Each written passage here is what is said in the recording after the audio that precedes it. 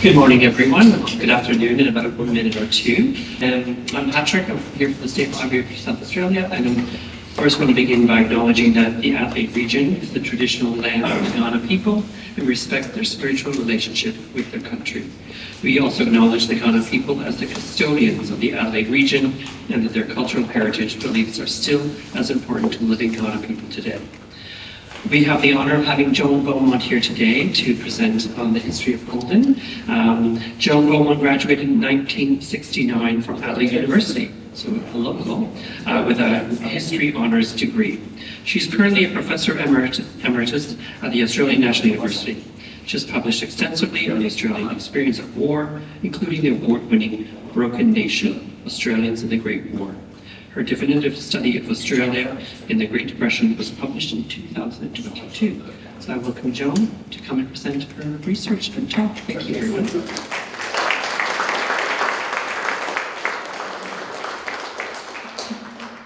Well, thank you, Patrick. It's a great pleasure to be here at the State Library of South Australia to see the later stages of the project. They are Australian Research Council Linkage project, which I've been doing with Paul Zenziuk and Carolyn Collins from the University of Adelaide. And as has been mentioned, that's my own intellectual home, the University of Adelaide.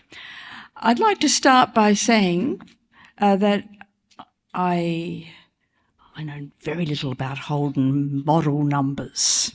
I'm sure there are many people in this audience who know a lot more about specific Holden cars, but I'm here to talk really about how General Motors Holden and Holden itself evolved from being a small Adelaide company to being really one of the engines of wartime production during the Second World War.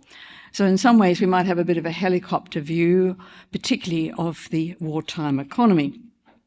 But I hope that you will tolerate it if I don't know a particular model number. Now, if you say the word Holden, of course, that's what people think of. And it's probably the FJ, you know, the iconic car of the 1950s.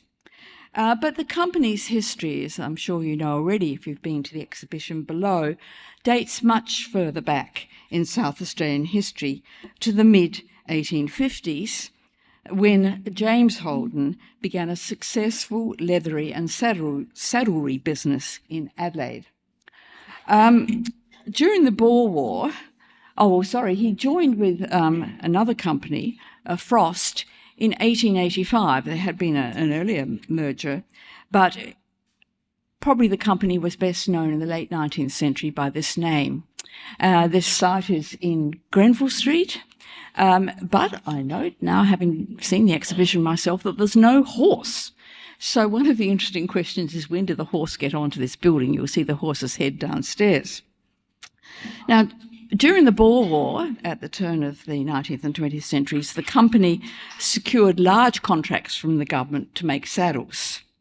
And then in 1909, Holden expanded the company's operations to include motor body trimming. Some of you will remember these kinds of cars, and you can see the sort of natural progression from making saddles to making the hoods for these cars and the seats. And gradually they started to create bodies, then largely of wood. By 1915, the Holden Company constructed its first complete car body and sidecars for Harley-Davidson motorcycles.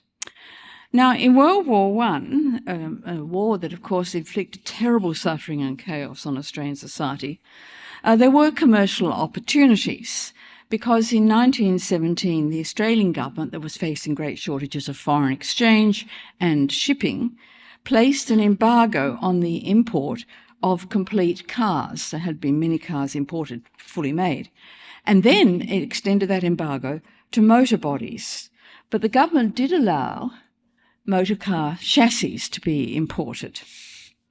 I'm pleased that I don't actually have to tell this audience what a tariff is, but at this stage, the Australian government was absolutely committed to basically protection on everything. And so they did allow these chassis to be imported. And this opened the opportunity for a company like Holden to build the bodies, in fact, many different kinds of bodies, to sit on these imported chassis. Along the way, Holden joined forces with a Dodge distributor, Cheney, and built bodies for these imported chassis at very competitive prices. Now, in the 1920s, Australians took to the motor car like very few other people in the world. And this gave great opportunities to Holden, which in 1923 began to build the plant at Woodville. I hope you can see it's the best photograph I can find. And interestingly, it signed an agreement at that time with an American company, General Motors Export Company, that was also bringing in chassis and wanted a stable supply of the bodies to put on a chassis. So Holden joined forces with this General Motors Holden Export Company and pretty well allocated the Woodville plant, which of course is only one of several plants, to the production of bodies for General Motors, the American company. Holden did have another branch at this time, or two, later at Birkenhead, but you'll see downstairs the King William Street building, where they also continue to make car bodies. But Woodville had a very close association with the American company. Now, in the mid-1920s, of course, things started to go a bit sour in terms of the Australian economy. And should I say, just in passing, it is not the stock market crash of 1929 that causes the Great Depression in Australia. The Australian economy was in recession, and particularly the South Australian economy, as early as 1927, for complex reasons that I can talk about later if you're interested. So the problem for the Holden company was that competitors, oh, here they are, 1927, they're making the old style car. Competitors start to enter the market.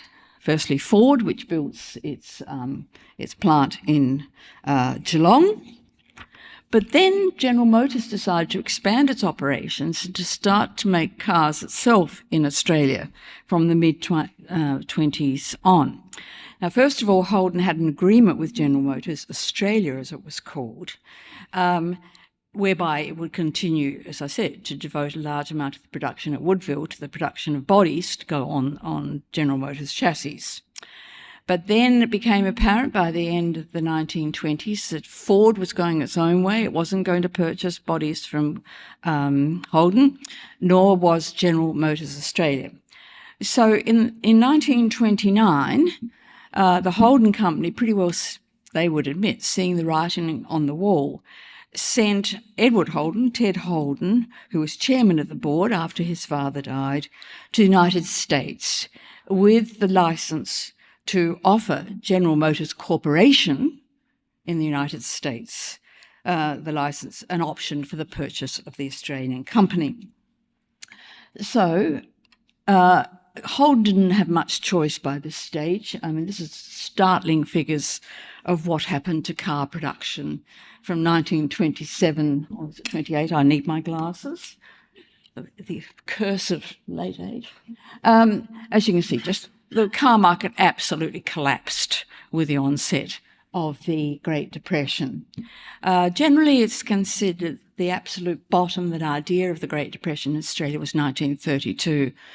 And you're probably aware that South Australia was probably one of the most seriously affected states in the Great Depression. Now, Holden really was facing bankruptcy, and so it agreed to this merger with the American company General Motors. And out of that came General Motors Holden. Now, the merger, as I said, for Holden had particular benefits because they were going broke. It was agreed that the Australian directors would continue to manage the board and the company. And one of the tensions for GMH, of course, in the 1930s, and indeed after the Second World War, was that it was open to critics that it was an American company actually producing the Australian car. So the the new company had to keep stressing the importance of Australian management of the company, and therefore the majority of the board was meant to be Australian, and they were meant to be investing, of course, in production of Australian commodities of all kinds.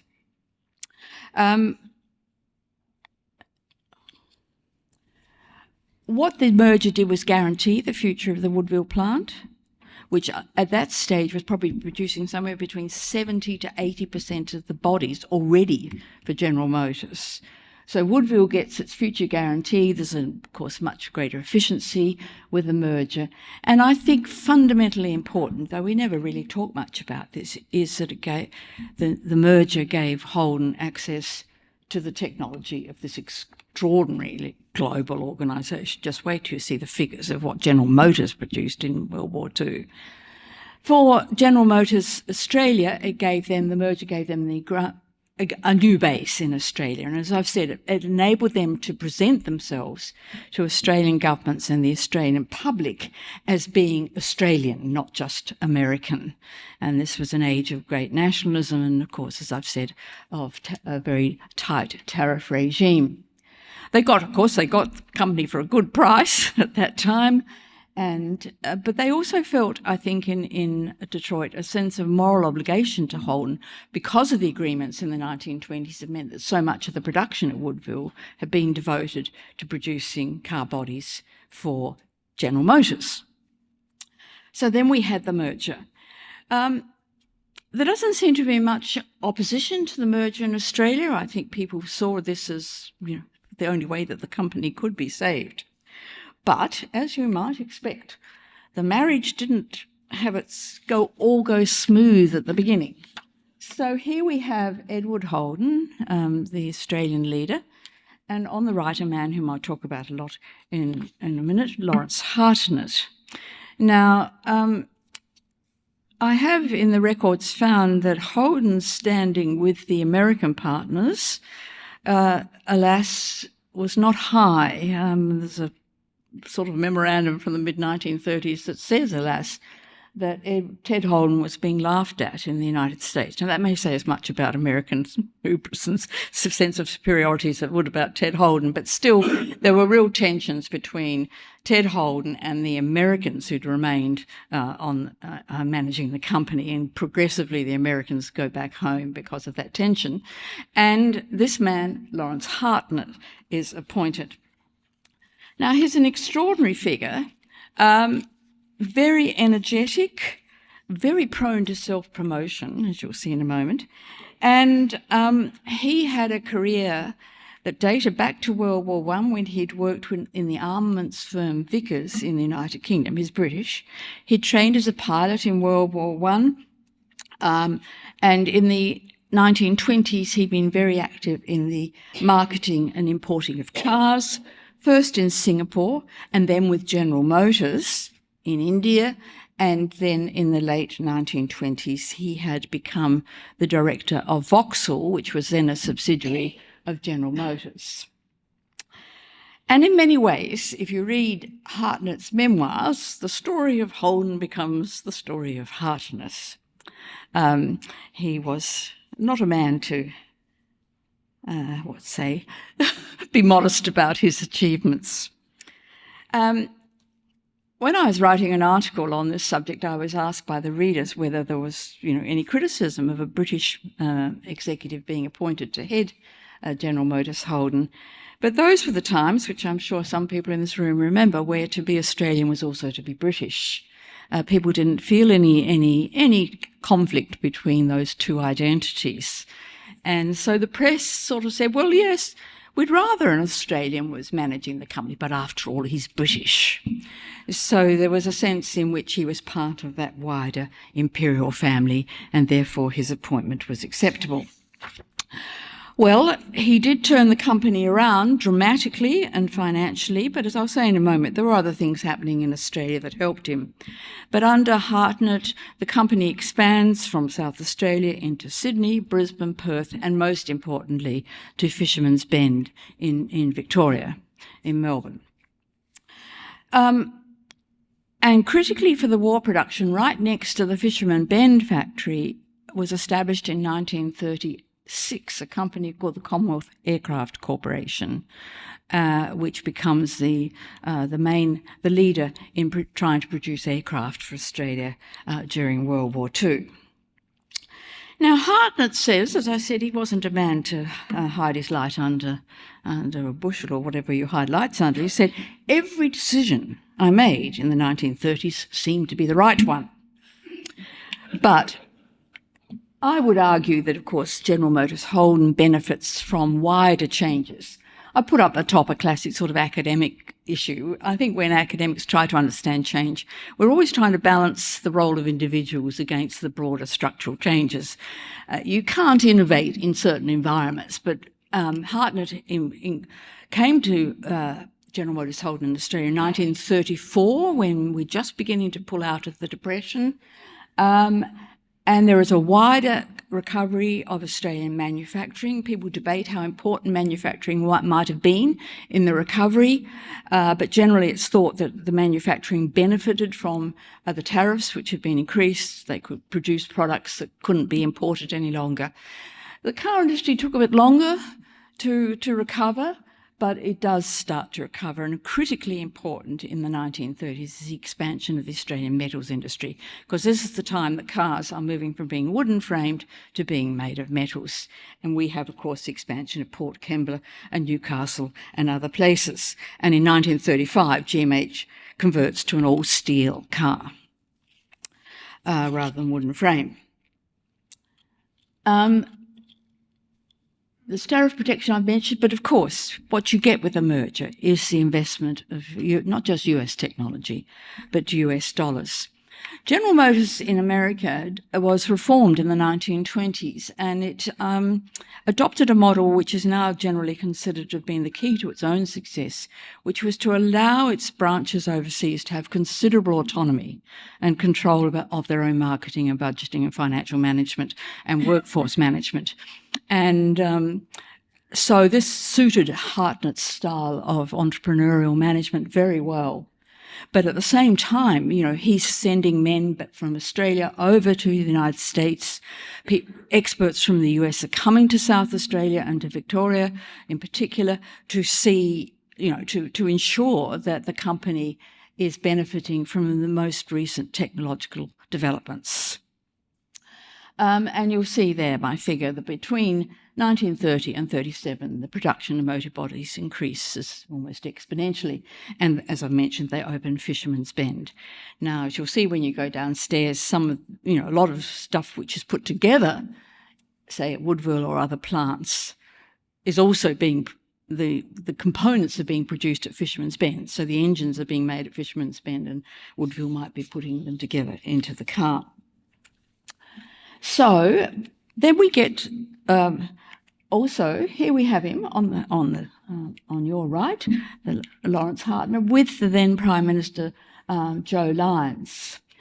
As I've mentioned, for the company they had to be very careful to always position themselves as Australian, and Hartnett was a superb at public relations.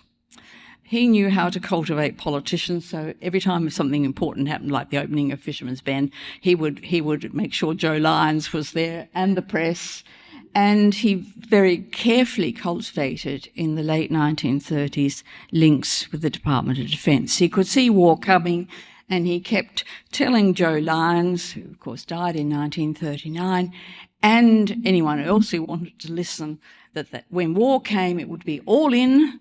He used that famous phrase in 1939 when he was writing articles for the Sydney Morning Herald. It'd be all in, and they would need Australian manufacturing to adapt rapidly to the demands of war. What he really meant, of course, was that they would need General Motors Holden. And him, as you'll see, it was him in a moment. Now, excuse me.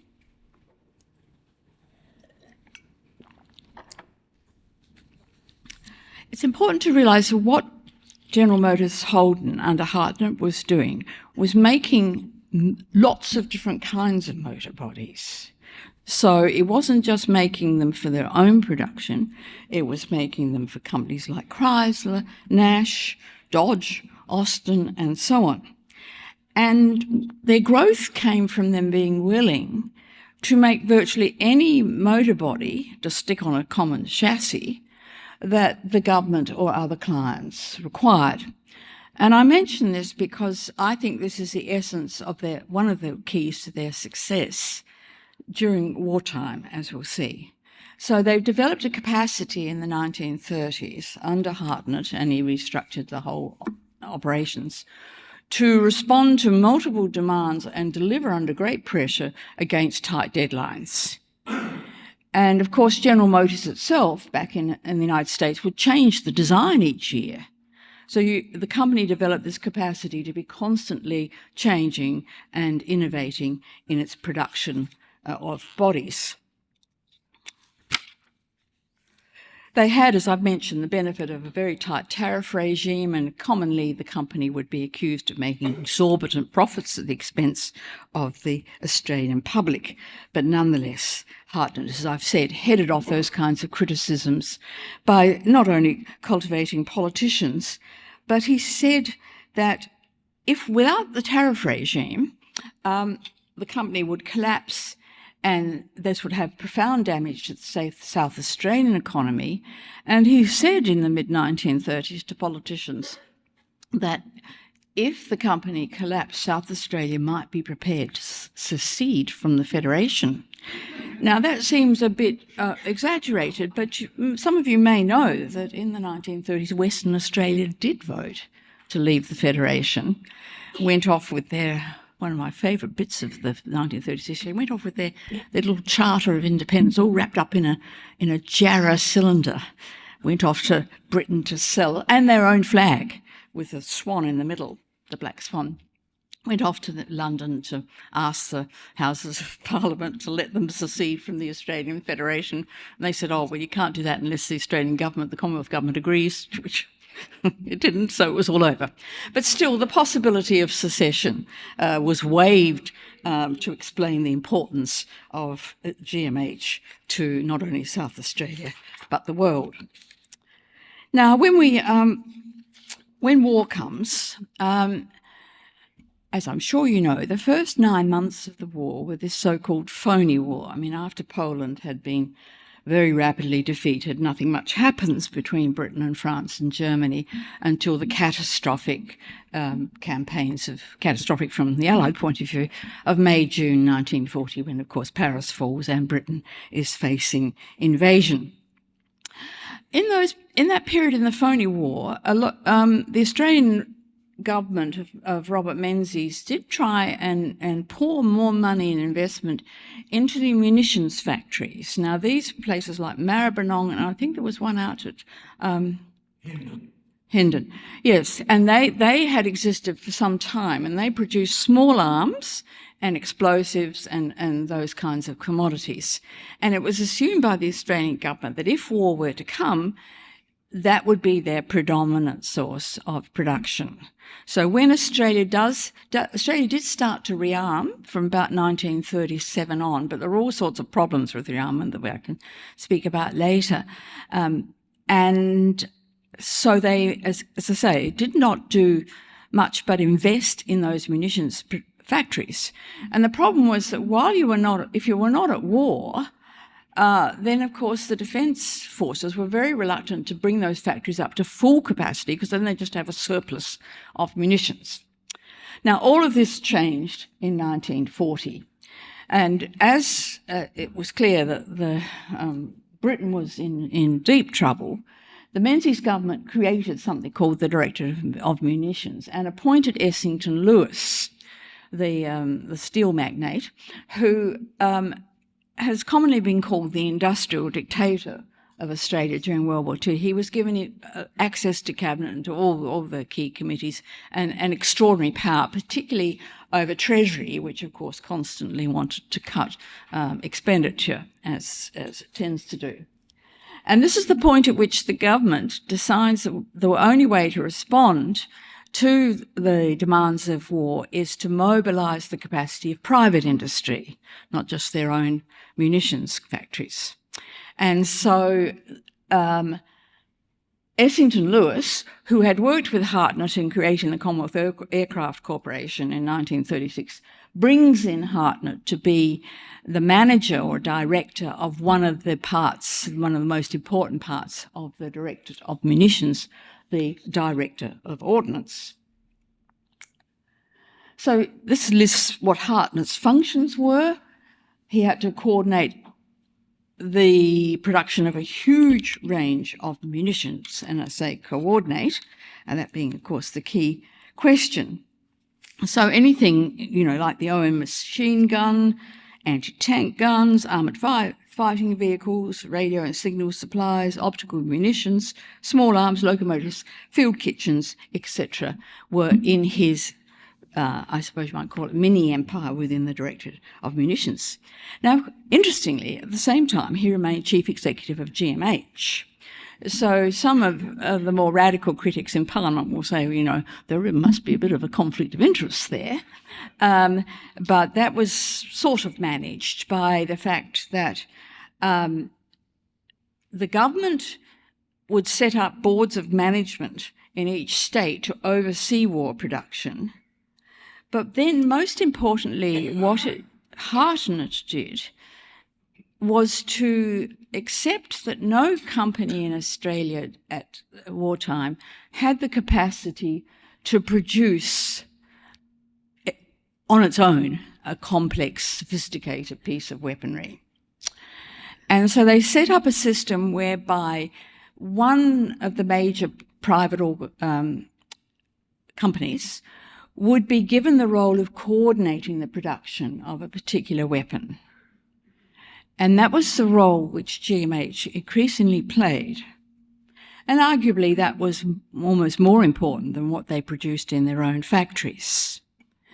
And it harks back to the point I've made, which was that GMH had already learnt to do this in the production of motor bodies, work with a range of smaller companies.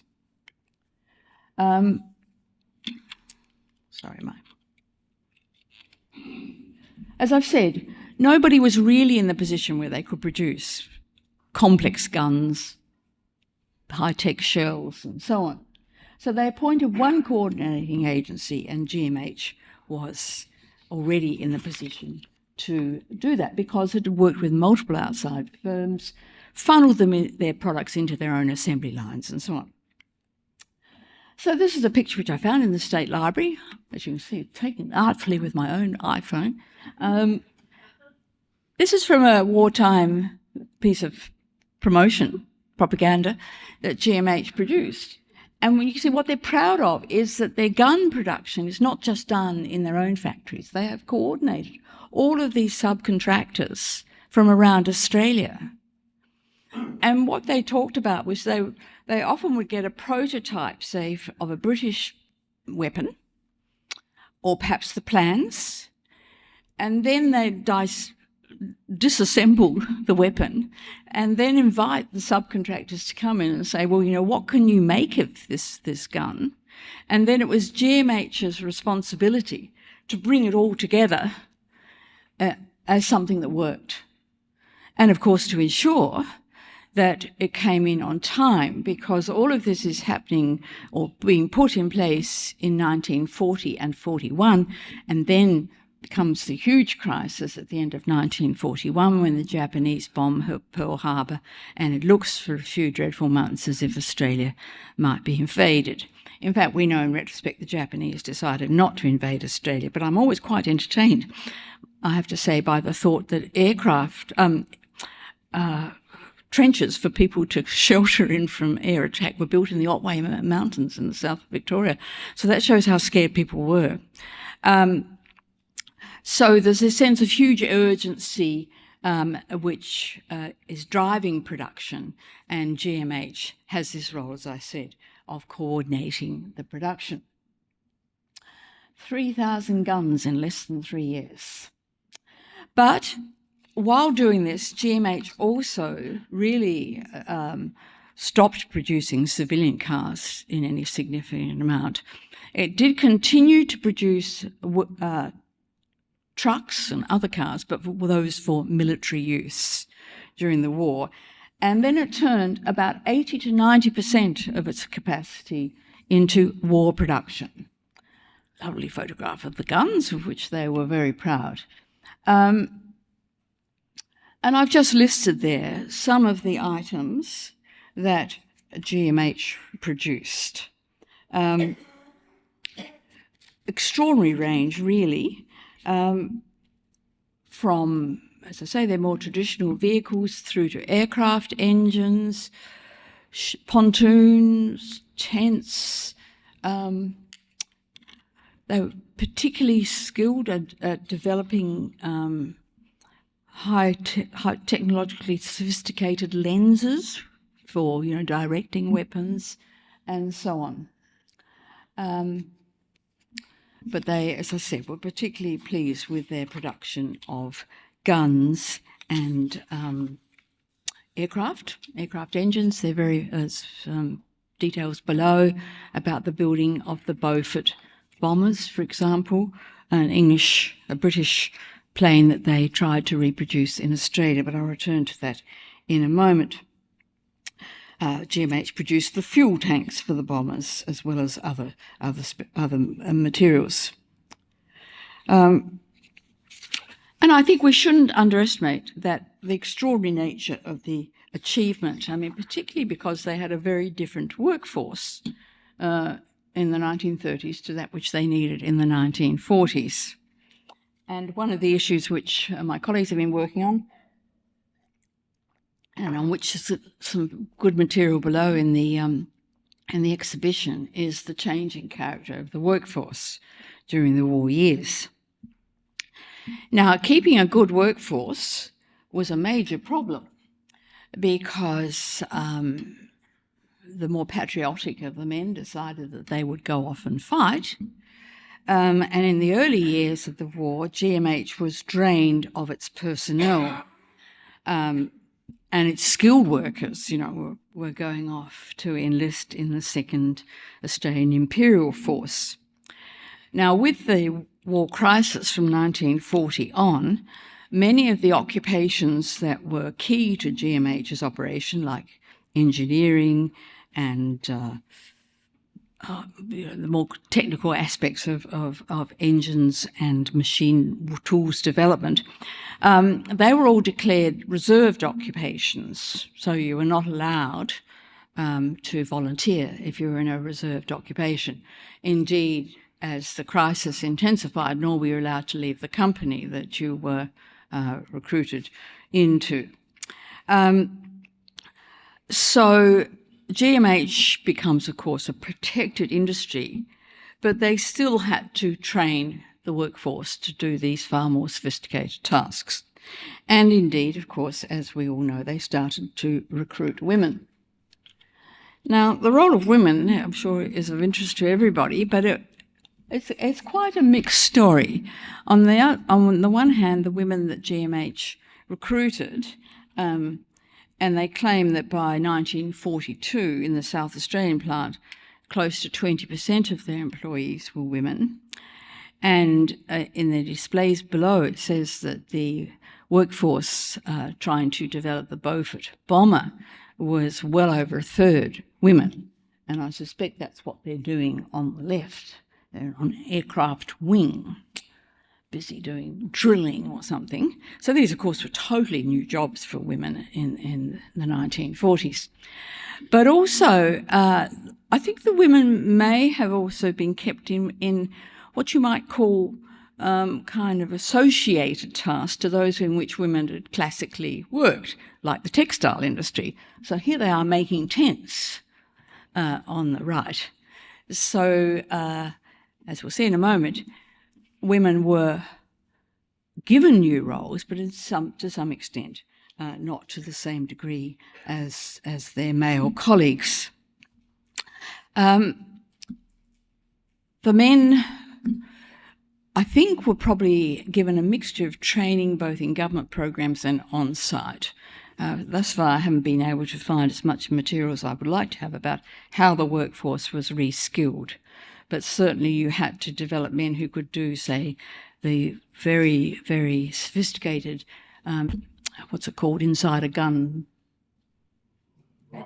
rifling. Yeah, so that the gun actually fired in the direction it was intended to fire. And that was one of the skills they had to learn. Now, alas, we got interested in oral history a bit late, and many of the people who worked in GMH were not available to tell us what it was like to work in these factories. I sense that there was a great sense of excitement and perhaps professional satisfaction in the early period of the war, when, of course, as I've said, many people thought the Japanese were at the gates, and something like an existential threat to Australia's national security existed. But then people started to get a bit fed up, it seems, partly because of the restrictions on their mobility in the workforce. But also we know that the people working in reserved occupations were often taken to task by other members of the public because they hadn't volunteered. There's actually now, interestingly, a movement to try and give people who worked in Australian industry and in British industry medals, because they often didn't have a choice, but their work and their contribution was not given the same status as the men who volunteered. So in 1942 and 43, GMH, which prided itself on the fact that it had never had lost any working days to industrial action, had a series of strikes. One of those strikes was by women who were supposed to be paid the full rate or 90% of the rate of men, but weren't being. And they said, well, we're doing the tasks that men used to do. We want the full pay. They didn't actually get as far as they would have liked to in that claim. And another of the disputes was about the introduction, although GMH claimed they'd used it before, of time studies, basically people being clocked on and clocked off, and then their productivity measured against the amount of time that they'd been working. Now, the latter years of World War II saw a huge amount of industrial action across Australia, so much so that one of our more conservative colleagues has argued that the trade unions sabotaged the Australian war economy. But there was considerable industrial action by both the male and female workers of GMH. And I think it's because the war was getting more and more remote. You know, by 1944, it's pretty clearly over, and the Australian Imperial Force is not actively deployed in any significant battles in the latter part of the war. Now, the question I'm most interested in, and I find most difficult to ask, is what difference did it all make? Now, as I said, GMH prided itself on its role in aircraft production, but Australia didn't actually do particularly well in aircraft production. There were great success stories in munitions production, such as the Owen submachine gun, but as you'll see, we produced 700 of these Beauforts that GMH was involved in, but by the time they were produced, alas, they were becoming a bit obsolete on the battlefield. A lot of our effort went into producing the Wirraways and Wackets, and while they did a great job at training pilots, they were shot out of the air by Japanese Zero. And of course, the majority of Australian airmen went to serve in Britain via something called the Empire Air Training Scheme. So the training was very important, but they got a lot of their training in Canada and what was then Rhodesia. And later in the war, Australia tried to produce Mustangs and Lancaster bombers and Mosquitoes, but as you can see, we had very little success in producing them. And so towards the latter years of the war, the RAAF is being supplied with American aircraft rather than locally produced aircraft. And while I don't want to strike too negative a note, because I do think the transformation of the Australian economy during World War II was quite remarkable, aircraft matter. These are one of the most important weapons of modern warfare, and we had to rely on Americans. We couldn't buy them from the British because they needed every aircraft they could get themselves. And one of the untold stories about World War II is that probably you could argue that our most important contribution as a country was what we gave the Americans. Now, but under Lend-Lease, the Americans, of course, gave all of the Allies an extraordinary amount of material, on which they then had to pay for, or the Russians didn't pay for it, but the British did. But in Australia, what happened was that we shifted. The focus of Australia's economy shifted from about mid-1943 on to supplying the Americans. And we provided them with masses of stuff. I've listed some of the items up there.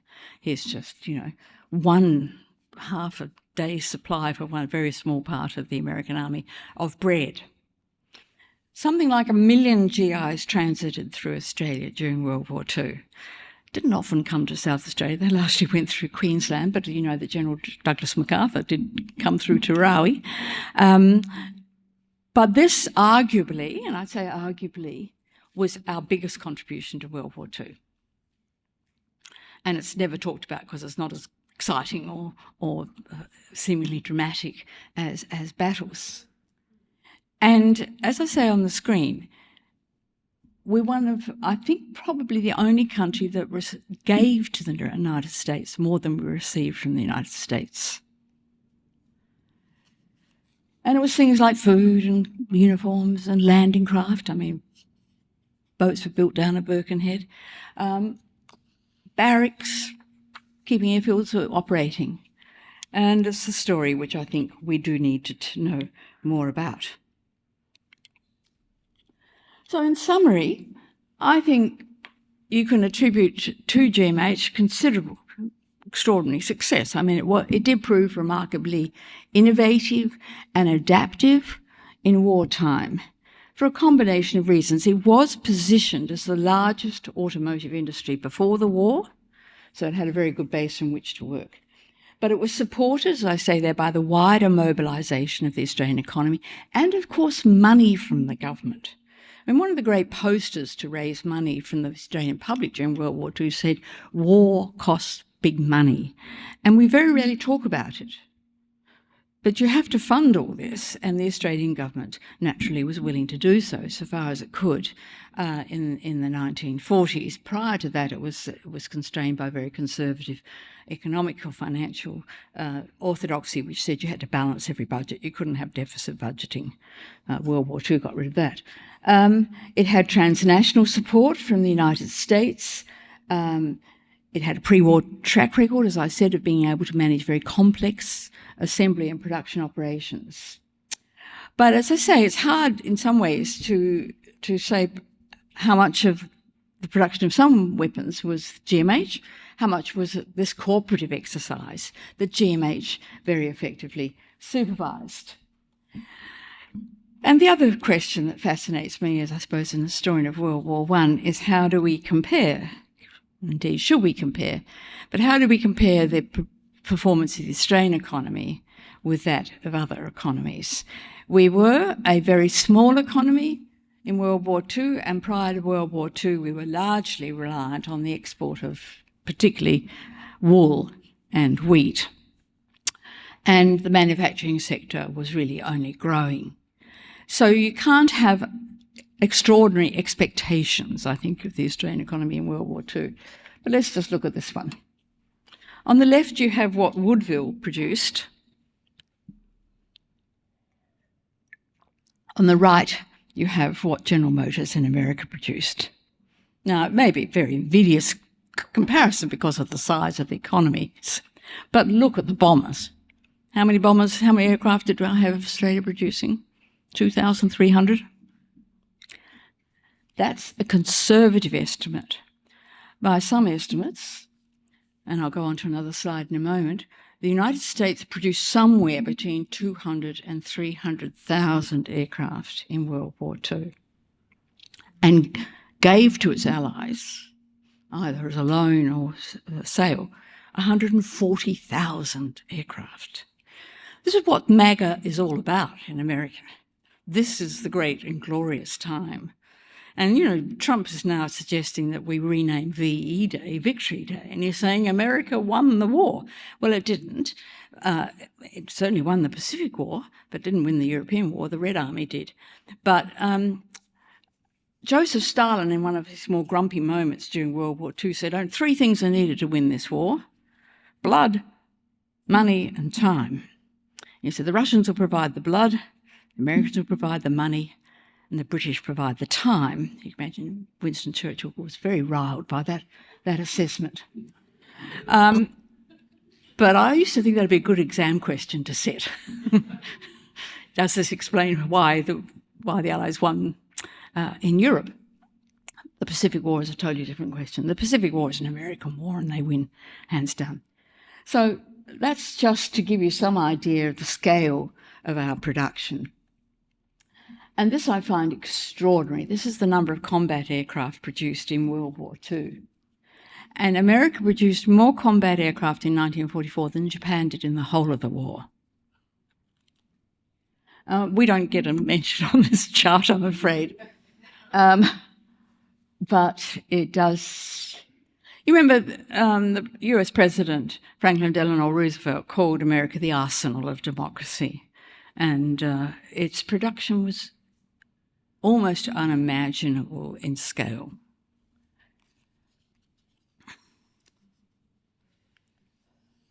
I've already talked a little about that.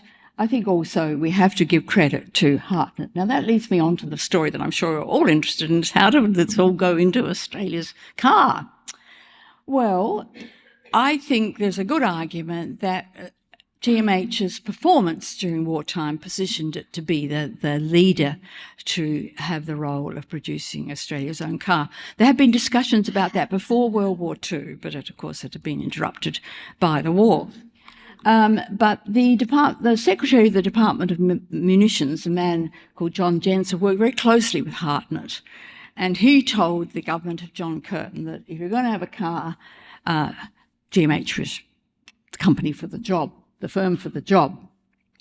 And so it's very interesting, when they decided to call for tenders to make the all-Australian car in 1944, the processes were not rigged, but adapted to allow GMH to win.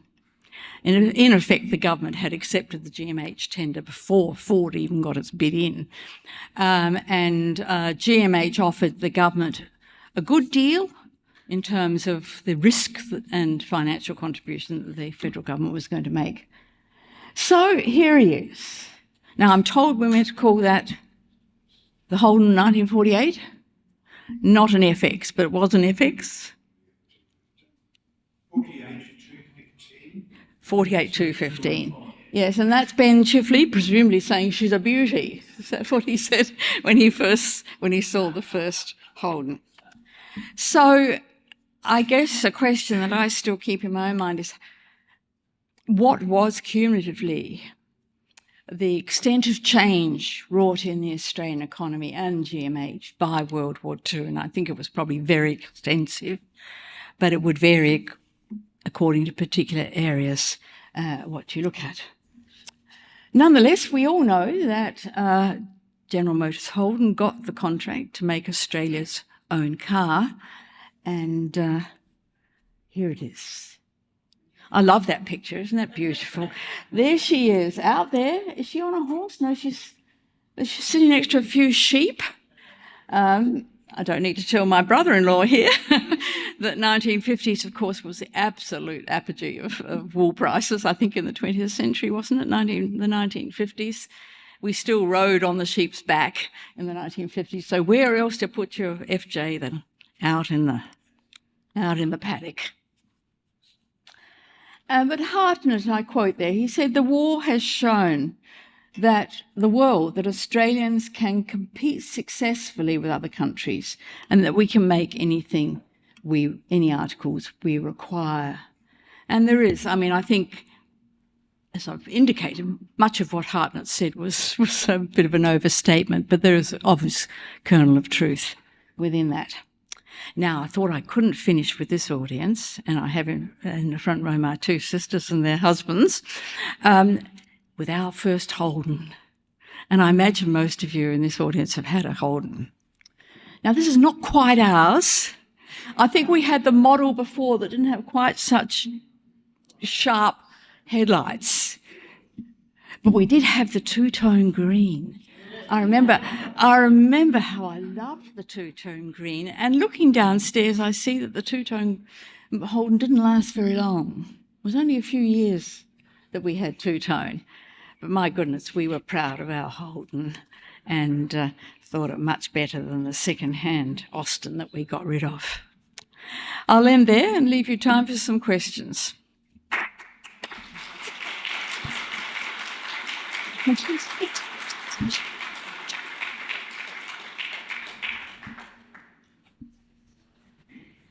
Questions, comments?